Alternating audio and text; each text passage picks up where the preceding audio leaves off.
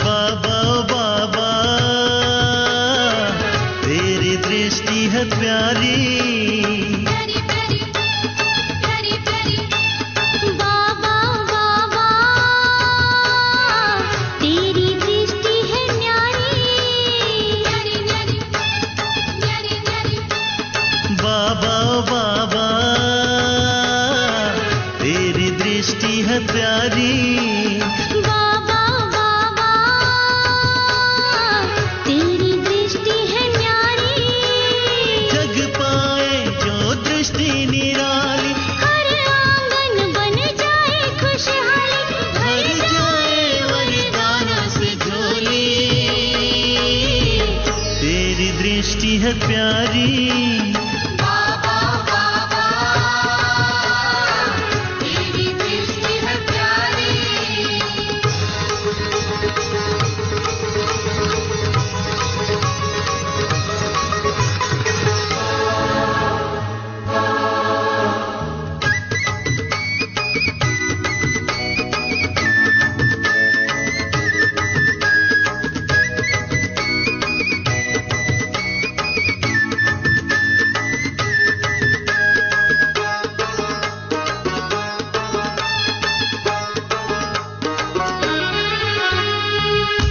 तेरी दृष्टि से हुई जो प्रभु मिलन, मन में सुख बरसे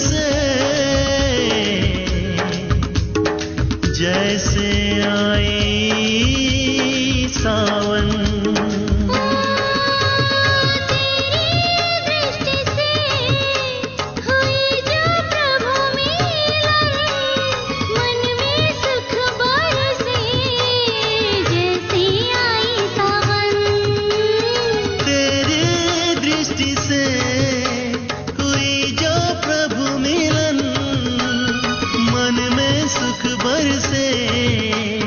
जैसे आई सावन, जब से पड़ी है दृष्टि ये तेरी, जीवन में आई किरणें सुनहरी, भर जाए वरदानों से झोली। तेरी दृष्टि है न्यारी, बाबा बाबा तेरी दृष्टि है प्यारी।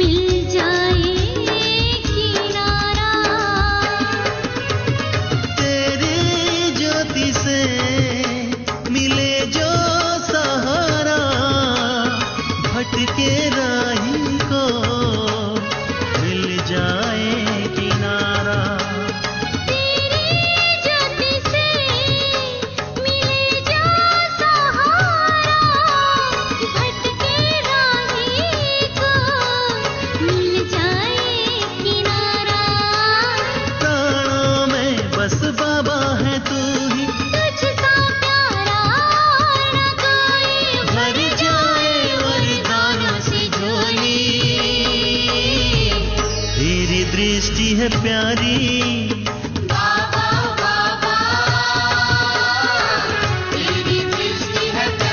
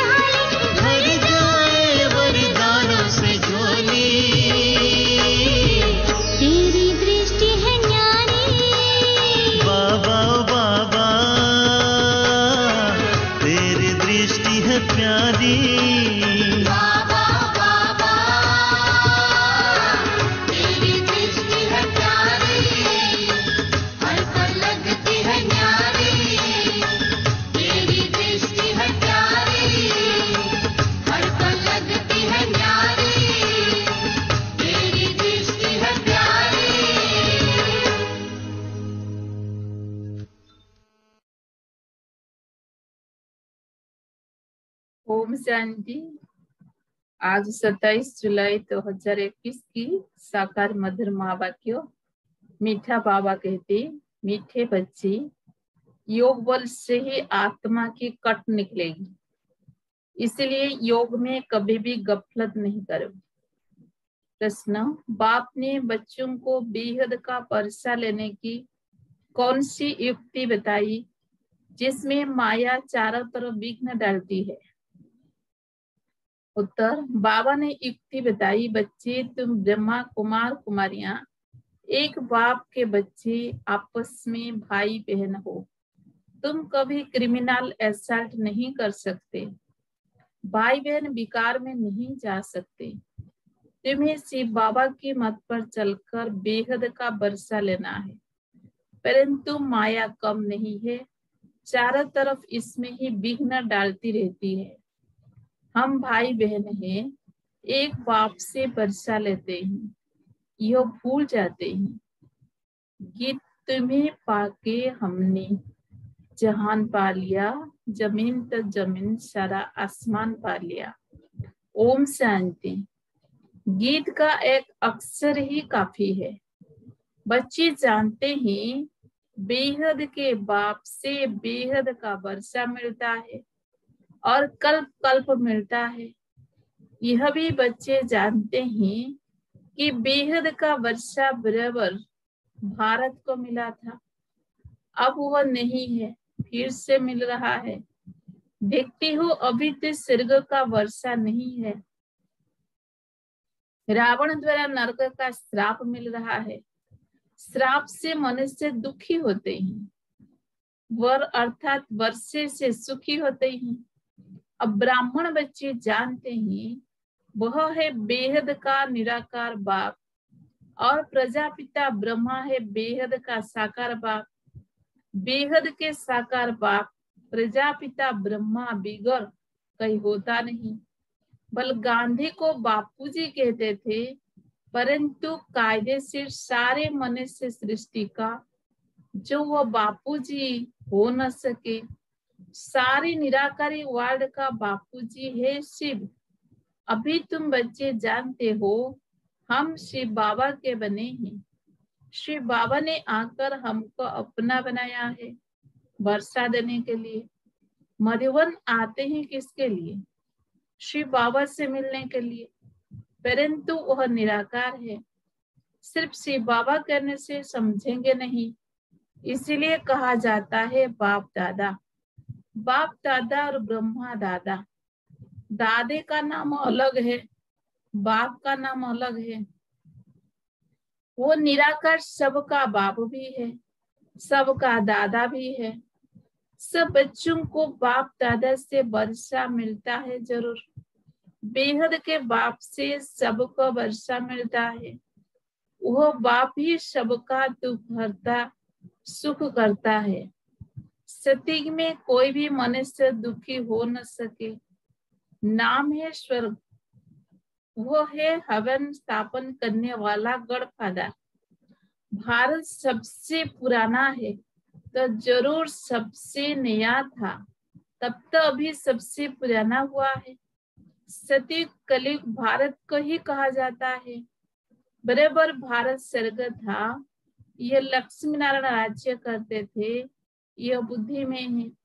अभी तुम लक्ष्मी नारायण के मंदिर में जाएंगे तो झट बुद्धि में आएगा कि इन्हों को यह वर्षा कैसे मिला, यह पूज्य कैसे बने, कब राज्य किया, किस द्वारा राज्य पाया, यह सारा बुद्धि में आएगा। आगे लक्ष्मण के मंदिर में जाते थे, माला फेरते थे, ऑक्यूपेशन का कुछ भी पता नहीं था। अभी से भी तुम्हारी बुद्धि में है, सो भी नंबर 1। तुम अभी लक्ष्मण के मंदिर में जाकर खड़े होंगे तो हर्षित होंगे। बुद्धि में है इन्होंने यह प्रारब्ध कैसे पाई थी। संगम युग पर ही पाई, क्योंकि संगम पर ही पुरानी दुनिया बदलने वाली है। संगम पर ही बाप ने आकर राजयोग सिखाया था। यह भी जानते हो बहुत जन्म के अंत के जन्म में बराबर यह ब्रह्मा था। ब्रह्मा द्वारा विष्णुपुरी की स्थापना होती है। यह लक्ष्मी नारायण ही अगले जन्म में बराबर ब्रह्मा सरस्वती थे। ब्रह्मा के साथ ब्राह्मण ब्राह्मणियां भी होंगे। सतीग में लक्ष्मण की राजधानी थी ना, जरूर प्रजापिता भी होगा। तुम जानते हो हम पुरुषार्थ कर रही हैं। जिन्होंने कल्प पहले पुरुषार्थ किया है वह हम साक्षी हो देखते हैं। एक होता है राजाई घराना, दूसरा होता है प्रजा घराना। उसमें भी कई बहुत साहूकार होते हैं, कई कम। राजाओं में भी कई बहुत साहूकार, कई कम साहूकार होते हैं। तुम लक्ष्मी नारायण के मंदिर में किसी को भी समझा सकते हो कि इन्होंने यह राज्य कैसे पाया। अब फिर से वही अपना राज्य भाग्य ले रही हैं, राजधानी स्थापन हो रही है। कितना सहज है। अम्बा कौन है यह भी नहीं जानते। तुम कहेंगे यह तो जगदम्बा है। कल्प पहले भी जगदम्बा जगत पिता थे, उनके बच्चे हम थे। संगम पर बाबा राज योग सिखा रहे हैं। जगत अम्बा के बच्चे भी ढेर हैं, परंतु इतने सभी को तो बिठा नहीं सकते। अभी तुमको ज्ञान का तीसरा नेत्र मिला है। बाप ज्ञान का सागर है, तो जरूर बच्चों को ज्ञान भी ही देंगे।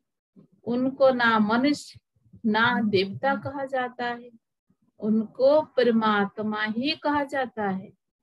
तुम कोई के भी मंदिर में जाओ तो उनकी बायोग्राफी बता सकते हो। राम के लिए भी तुम समझा सकते हो। चंद्रवंशी घराना अभी स्थापन हो रहा है। ब्रह्मा द्वारा ब्राह्मणों का भी धर्म स्थापन होता है। ब्रह्मा का नाम कितना वाला है। ब्रह्मा द्वारा बाप ब्राह्मणों को रचते ही तुम ब्रह्मा कुमार कुमारियां होने से जानते हो कि हर एक बाप के बच्चे आपस में भाई बहन हैं। फिर हम क्रिमिनल असल्ट कर नहीं सकते, भाई बहन विकार में जा नहीं सकते। बाप ने यह युक्ति रची है, ड्रामा अनुसार तुम भी ब्रह्मा कुमार, हम भी ब्रह्मा कुमारी। वास्तव में सारी दुनिया बीके हैं, परंतु जानते नहीं है। हम शिव बाबा की मत से बेहद का वर्षा ले रहे हैं। माया भी कम नहीं है, चारों तरफ विघ्न डालती रहती है। हम भाई बहने हैं, एक बाप से वर्षा लेते हैं, यह भूल जाते हैं। यह तो अच्छी रीति समझते हो। सत्य में एक ही धर्म रहता है, बाकी सब धर्म खत्म हो जाने हैं। यह भी बच्चे जानते हैं, यह कोई नई बात नहीं है। हर 5000 वर्ष बाद यह चक्र फिरता रहता है। तिथि तारीख भी लिखी हुई है। यह भी बुद्धि में रहना चाहिए। हम शिव बाबा से इस युक्ति से वर्षा लेते हैं।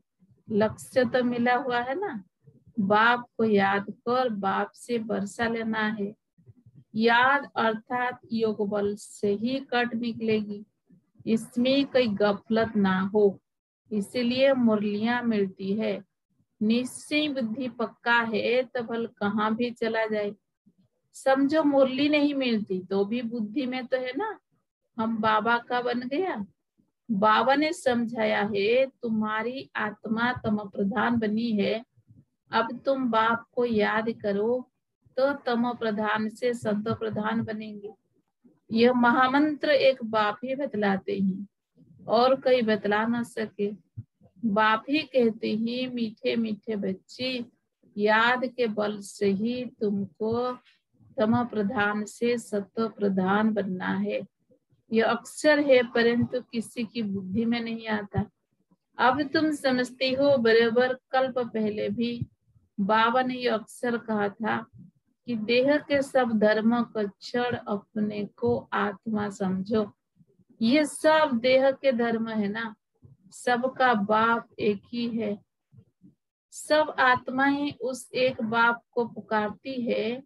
पोप भी गढ़ को याद करते हैं, कहते हैं ओ गढ़फादर रहम करो, इन मनुष्य की क्रोधी बुद्धियों को पलटाओ। तो यह आपस में लड़े नहीं, याद तो बाप को ही करेंगे ना, और कोई याद नहीं करते। शिव बाबा को ही पुकारते हैं कि आकर पतितों को पावन बनाओ। पावन बनेंगे फिर तो इस छी रावण की दुनिया में रह नहीं सकेंगे, फिर जरूर नई दुनिया चाहिए। कलयुग से बदलकर सतयुग तो होगा ही नहीं, ये है ना, परंतु इतना भी नहीं समझते हैं। एक डॉक्टर आया था, कहता था कलयुग तो कलयुग ही चलेगा। अरे सदैव कलयुग ही कैसे चलेगा? कलयुग कोई अच्छा है क्या? समझते थोड़े ही है कि सिर्फ भावना है, औरों को ले आते हैं, उनको तीर नहीं लगता, और कहीं आने वाले को तीर लग जाए तो भी कुछ ना कुछ दलाली मिल जाएगी, हम स्वर्ग में आ जाएंगे। बाप से थोड़ा भी आकर सुनते हैं तो स्वर्ग में जरूर चले जाएंगे। फिर भी हवेली गढ़ फादर के सामने आकर बैठे हैं। बाप समझाते हैं मैं सबका बाप होना। कोई मानते नहीं कि शिव बाबा कैसे आएगा। अरे आत्मा आ सकती है तो मैं क्यों नहीं आऊंगा? आत्मा एक शरीर छोड़ दूसरे में जा सकती है तो मैं नहीं आ सकता हूँ? नहीं तो मैं कैसे आऊं? पुकारते भी है, हे पतित पावन बाबा, आकर पतित से पावन बनाओ। बाप कहते मैं आता ही भारत में हूँ, कल्प कल्प के संगम पर एक ही बार आता हूँ। तुम जब 84 जन्म पूरे करते हो तो मैं आता हूँ। तुम बच्चों को निश्चय है बाप आया है फिर से वर्षा देने। बाप कहते मेरा धंधा ही है पुरानी दुनिया को बदल नई दुनिया स्थापन करना। इसीलिए गाया हुआ है नई दुनिया की स्थापना, पुरानी दुनिया का विनाश। फिर तुम पालना करेंगे। रोशनी मिली है ना, काली का मंदिर देखेंगे तो समझेंगे यो झूठा चित्र है। काली बराबर जगदम्बा है, परंतु ऐसे भयानक रूप नहीं है। बंगाल में काली के आगे बलि चढ़ाते हैं, परंतु जानते कुछ भी नहीं है। जगदम्बा के मंदिर में लाखों आते ही, सदैव जैसे मेला ही है। छोटी सी मूर्ति रखी है ना, नाम रख दिया है जगत अम्बा। अब जगदम्बा तो एक होनी चाहिए। सिंधी में काली का मंदिर कैसा बनाया था? एक बार किले में बम फटा तो एक फकीर ने कहा कि काली माता गुस्से हुई है, बस उसने जाकर वहां काली का मंदिर बना दिया। अब काली है कौन? कुछ भी नहीं जानते हैं। तुमको अब नॉलेज मिली है, ऐसी कोई चीज नहीं जिसको तुम न जानो।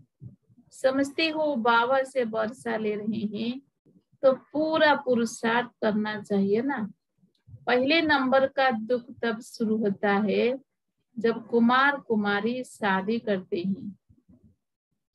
तुम्हें तो शादी करने का कभी ख्याल भी नहीं आना चाहिए। अब बाप कहते हैं यह रावण का राज्य खत्म होना है। यह है भिखारी गृहस्थ व्यवहार। देवी देवताओं के लिए गाते रहते हैं। यह किसी को पता नहीं कि इन देवताओं को निर्विकारी बनाने वाला कौन है। सती है संपूर्ण निर्विकारी दुनिया। शास्त्रों में फिर दिखा दिया है कि वहां भी विकार थे, परंतु वो तो है ही वॉइसलेस वर्ड। विकारी दुनिया और निर्विकारी दुनिया में कितना फर्क है, यह बातें और किसी की बुद्धि में नहीं है। तुम जानते हो इन लक्ष्मी नारायण का जब राज्य था तो कितने थोड़े मनुष्य थे। एक ही धर्म था, फिर वृद्धि को पाया। चक्र भी पूरा लगाना पड़े तब कहेंगे पूरी पृथ्वी पर चक्र लगाया। समुद्र का तो चक्र लगा ना सके। क्षतिक में थोड़े हैं तो कितनी थोड़ी जमीन लेते हैं। अब मनुष्य सृष्टि की हद पूरी होनी है। ऊपर में थोड़ी आत्माएं जो है वो भी आती रहती है। मनुष्य बढ़ते ही रहते हैं। जब वहां से भी आत्माएं आना पूरी हो जाएगी तुम कर्मातीत अवस्था को पाएंगे। फिर आत्माओं को शरीर छोड़कर जाना है। उनका आना तुम्हारा जाना होगा। थोड़े थोड़े आते रहते हैं। समझ की बात है ना। हम पहले पहले जाकर वहां रहेंगे, हमारे होते कोई रहना नहीं चाहिए। ये विस्तार की बातें हैं। बच्चों को फिर भी बाप कहते हैं, अच्छा अपने प्यारे बबुल को याद करो, तुमको फायदे हैं बाप को याद करने में। यह हिस्ट्री ज्योग्राफी तो मनुष्य बहुत पढ़ते हैं, बहुत दूर दूर जाते हैं, मौन में भी जाते हैं। यह है साइंस का घमंड। अति में जाते हैं, मौन में कुछ खड़ा खड़े ही है। तुम तो सूर्य चांद से भी पार हो जाते हो। यह नॉलेज तुम्हारी बुद्धि में अभी है। समझते हो ड्रामा प्लान अनुसार बाबा ये सब बतलाते हैं। बाप ही कहते हैं मैं तुमको पतित से पावन बनाता हूँ। यह मेरा पाठ है। भक्ति मार्ग में भी यह हमारा पाठ है तो ड्रामा ना। जैसे तुम पाठधारी हो, मैं भी पाठधारी हूँ। मेरा काम है तुमको पतित से पावन बनाना। जो कुछ करते हैं तो उनकी महिमा होती है ना। ये लक्ष्मी नारायण की कितनी महिमा है, परंतु उनको ऐसा लायक किसने बनाया? यह सुखधाम के मालिक थे। अभी तो अनेक प्रकार के कितने दुख है। आज कई मरा, झगड़ा हुआ, फल किसके पास लाख करोड़ पदम है, परंतु अगर कोई बीमारी आदि आ जाती है तो क्या करेंगे? बिरला के पास कितने पैसे हैं, एक जन्म में पैसा देखने में आता है, परंतु ऐसा कोई नहीं है जिसको कोई दुख नहीं हो। किसी न किसी प्रकार का दुख सभी को होता है। अभी तो ये पैसे आदि सब मिट्टी में मिल जाने हैं। अच्छा, मीठे मीठे सिक्की लद्दे बच्चों प्रति माता पिता बाप दादा का याद प्यार और गुड मॉर्निंग। रूहानी बाप की रूहानी बच्चों को नमस्ते। हम रूहानी बच्चों की रूहानी बाप दादा को भी याद प्यार गुड मॉर्निंग, नमस्ते नमस्ते नमस्ते। धारणा के लिए मुख्य सार नंबर 1, कर्मातीत अवस्था को प्राप्त कर वापस घर जाना है, परंतु जाएंगे तब जब आत्माओं का आना बंद होगा। इस विस्तार को बुद्धि में रख एक बाबुल को प्यार से याद करना है। नंबर 2, ज्ञान की रोशनी मिली है, इसीलिए निश्चय बुद्धिवन बाप से पूरा वर्षा लेना है। कहाँ भी रहते याद के बल से आत्मा को तमो प्रधान से सत्व प्रधान बनाने का पुरुषार्थ करना है। वरदान, अपनी संपूर्णता के आधार पर समय को समीप लाने वाले मास्टर रचयिता भव। अपनी संपूर्णता के आधार पर समय को समीप लाने वाले मास्टर रचयिता भव। समय आपकी रचना है, आप मास्टर रचयिता हो। रचयिता रचना के आधार पर नहीं होते, रचयिता रचना को अधीन करते हैं। इसीलिए यह कभी नहीं सोचा कि समय आप ही संपूर्ण बना देगा। आपको संपूर्ण बन समय को समीप लाना है। वैसे कोई भी विघ्न आता है तो समय प्रमाण जाएगा जरूर, लेकिन समय से पहले परिवर्तन शक्ति द्वारा उसे परिवर्तन कर दो तो उसकी प्राप्ति आपको हो जाएगी। समय के आधार पर परिवर्तन किया तो उसकी प्राप्ति आपको नहीं होगी। स्लोगन, कर्म और योग का बैलेंस रखने वाले ही सच्चे कर्म योगी है। कर्म और योग का बैलेंस रखने वाले ही सच्चे कर्म योगी है। ओम शांति।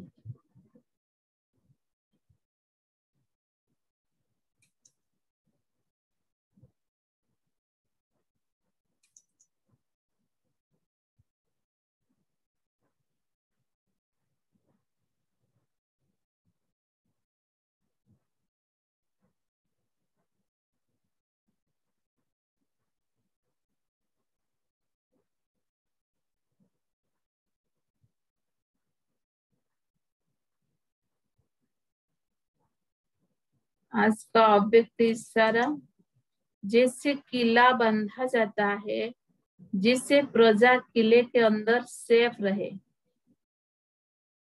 एक राजा के लिए कोठरी नहीं बनाते, किला बनाते हैं। आप सभी भी स्वयं के लिए, साथियों के लिए, अन्य आत्माओं के लिए ज्वालारूप याद का किला बांधो।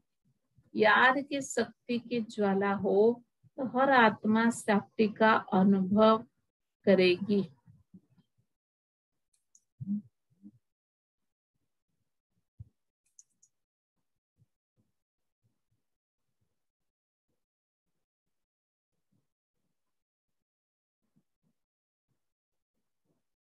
दीदी मनमोहिनी की विशेषता, हर कारण का निवारण करने वाली सर्वों की इष्ट और अष्ट। दीदी की बुद्धि इतनी तीक्ष्ण और दूरदर्शी थी जो सेकंड में हर कारण का निवारण कर देती, इसीलिए वह अनेकों के लिए इष्ट बन गई। ऐसी इष्ट और अष्ट में आने वाली आत्मा को कभी कोई कष्ट नहीं हो सकता। भले शरीर के हिसाब किताब आए, लेकिन उन्हें दुख की महसूस नहीं हुई। यज्ञ के सामने बातें तो और भी अनेक आई, लेकिन दीदी ने उन बातों को नहीं देखा। कोई भी बात आई तो कहती थी शायद बाबा को इस बात से मुझे और कुछ सिखाना है, अनुभवी बनाना है। दीदी ने बाबा के साथ अपने सर्व संबंध जुड़े हुए थे। दीदी कहती बाबा को सखा और साजन बनाकर उनसे ही दिल की लेन देन करो। टीचर को अपना फ्रेंड बना लो तो उनकी शिक्षाएं सहज ही जीवन में आ जाएगी। तुम्ही से खेलूं, तुम्ही से खाऊं, इसी संस्कार ने दीदी को बाप समान बना दिया। ओम शांति।